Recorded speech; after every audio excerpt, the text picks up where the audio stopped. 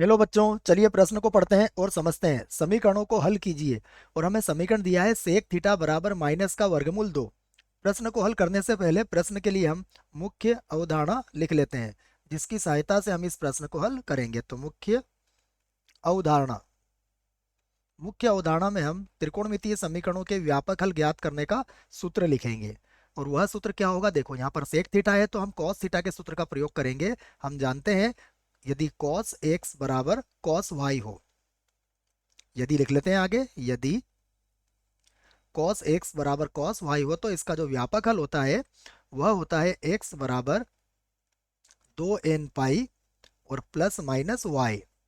और यहाँ पर n सदैव एक पूर्णांक को व्यक्त करता है। तो यह हमारी मुख्य अवधारणा है इस प्रश्न के लिए।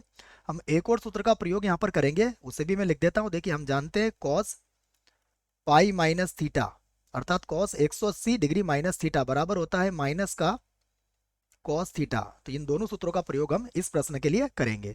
चलिए प्रश्न को आरंभ करते हैं। सबसे पहले देखिए, जो समीकरण हमें दिया है हम उसे लिख लेते हैं। तो हमें जो समीकरण दिया है वह है सेक थीटा और बराबर है माइनस का वर्गमूल 2। हमें पता है सेक थीटा का जो व्युत्क्रम होता है वो होता है कॉस थीटा, तो इसे लिखा हमने कॉस थीटा। और वर्गमूल 2 का व्युत्क्रम क्या हो जाएगा, माइनस का 1/वर्गमूल 2।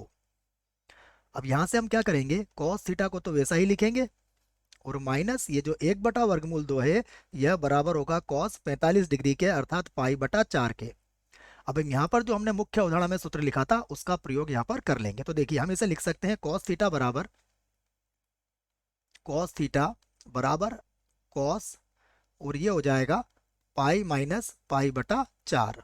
ये कैसे आया, यह सूत्र मैंने मुख्य अवधारणा में आपको लिखवा दिया है। मैं एक बार और इसे लिख देता हूं, क्योंकि हमें पता है कॉस पाई माइनस थीटा यह बराबर होता है माइनस कॉस थीटा के। क्योंकि यह कहाँ होता है, यह दूसरे चतुर्थांश में होता है जहां कॉस हमारा ऋणात्मक होता है।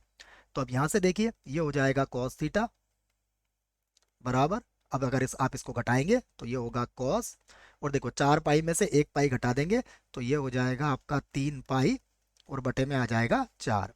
तो अब हम इसका व्यापक हल यहाँ पर लिख सकते हैं। तो व्यापक हल,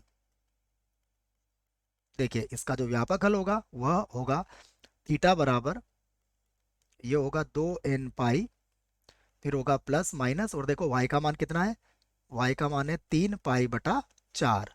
और यहाँ पर n जो होगा वह सदैव एक पूर्णांक होगा। यही हमारे प्रश्न का उत्तर है। आशा करता हूँ आपको इस प्रश्न का उत्तर समझ में आया होगा। धन्यवाद।